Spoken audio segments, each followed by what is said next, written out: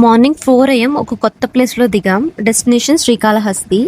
కానీ అక్కడ దిగిన తర్వాత ఫస్ట్ ఏం చేయాలి? ఫ్రెష్ అవ్వడం ఎక్కడ? రాహుకేతు పూజ ఎలా ఉంటుంది? అన్నీ వీడియోలో షేర్ చేస్తాం. మిస్ అవ్వకుండా ఫుల్‌గా చూడండి. ఈ ట్రిప్ కోసం మేము ఆఫ్టర్‌నూన్ ట్రైన్ ఎక్కాం. నైట్ జర్నీ తర్వాత నెక్స్ట్ డే ఎర్లీ మార్నింగ్ 4 AMకి శ్రీకాళహస్తి రీచ్ అయ్యాము. సో స్టేషన్ నుంచి టెంపుల్కి వెళ్ళడానికి ఆల్మోస్ట్ 2 కిలోమీటర్స్ ఉంటుంది. సో అక్కడే మనకి ఫ్రీ బస్ ఫెసిలిటీస్ అనేది ఉంది టెంపుల్ సైడ్ నుంచి, లేదా మనం ఆటో కూడా అవైలబుల్గా ఉంటాయి. Around 20 rupees per person charge చేస్తారు ఆటోకి. అండ్ మేము వెళ్ళగానే బస్ రెడీగా ఉండడంతో డైరెక్ట్గా బస్సులో వెళ్ళిపోయాం. బస్ డైరెక్ట్గా దక్షిణ గోపురం దగ్గర ఆగుతుంది, అంటే గేట్ 4 దగ్గర డ్రాప్ చేస్తుంది. అక్కడే మనకి ఫ్రెష్ అవ్వడానికి వాష్రూమ్ ఫెసిలిటీస్ అన్నీ ఫ్రీగానే ఉంటాయి.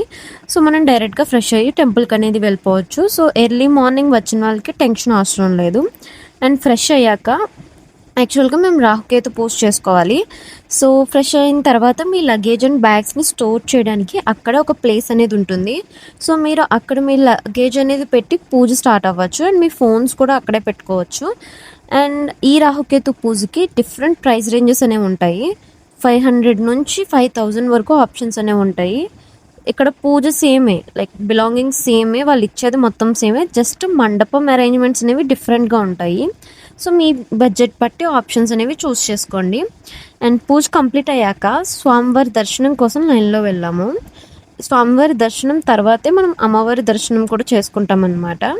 మనకి రాహుకేతు పూజలో ఇచ్చిన సిల్వర్ రాహుకేతు సైడ్ హోల్స్ అనేవి ఉంటాయి. సో వాటిని స్వామివారి దర్శనం తర్వాత హుండీలో వేయాలి. అవి మనం తీసుకెళ్ళడానికి ఉండదన్నమాట. అండ్ ఇక్కడే మనకి మార్నింగ్ 11 AM తర్వాత అన్నప్రసాదం అనేది ప్రొవైడ్ చేస్తారు. సో అక్కడే మనం భోజనం కంప్లీట్ చేసుకోవచ్చు. అండ్ అన్నప్రసాదం తర్వాత కంప్లీట్ చేసిన తర్వాత మేమైతే భక్త కన్నప్ప టెంపుల్కి వెళ్ళాము. సో ఈ ప్లేస్ గురించి నాకు పర్సనల్లీ చాలా నచ్చింది. కొండపైకి వెళ్ళాక అక్కడ నుంచి కనిపించిన వ్యూ చాలా బ్యూటిఫుల్గా ఉంటుంది. So temple atmosphere, nature and peaceful environment వల్ల ఒక డిఫరెంట్ ఫీలింగ్ అనేది వస్తుంది. సో మీరు శ్రీకాళహస్తికి వెళ్ళినప్పుడు టైం ఉంటే భక్త కన్నప్ప టెంపుల్ని మిస్ అవ్వకండి. నాకైతే ఇది మస్ట్ విజిట్ ప్లేస్ లాగా అనిపించింది. అండ్ అది కంప్లీట్ చేసి మేము అయితే రిటర్న్ జర్నీ అనేది స్టార్ట్ అయిపోయాము. అండ్ ఓవరాల్గా శ్రీకాళహస్తి ట్రిప్ ఒక peaceful experience. Especially early morning వెళ్ళడం వల్ల క్రౌడ్ కూడా మేనేజబుల్గా అనిపించింది. సో మీరు కూడా శ్రీకాళహస్తి ప్లాన్ చేస్తే ఈ ఇన్ఫర్మేషన్ మీకు యూస్ఫుల్ అవుతుందని అనుకుంటున్నా. సో మీకు ఇంకేమైనా డౌట్స్ ఉన్నా కామెంట్స్లో అడగండి, నేనైతే కన్ఫామ్గా మీకు రిప్లై అనేది ఇస్తాను. మీకు ఈ వీడియో యూస్ఫుల్ అనిపిస్తే లైక్, షేర్ అండ్ సబ్స్క్రైబ్.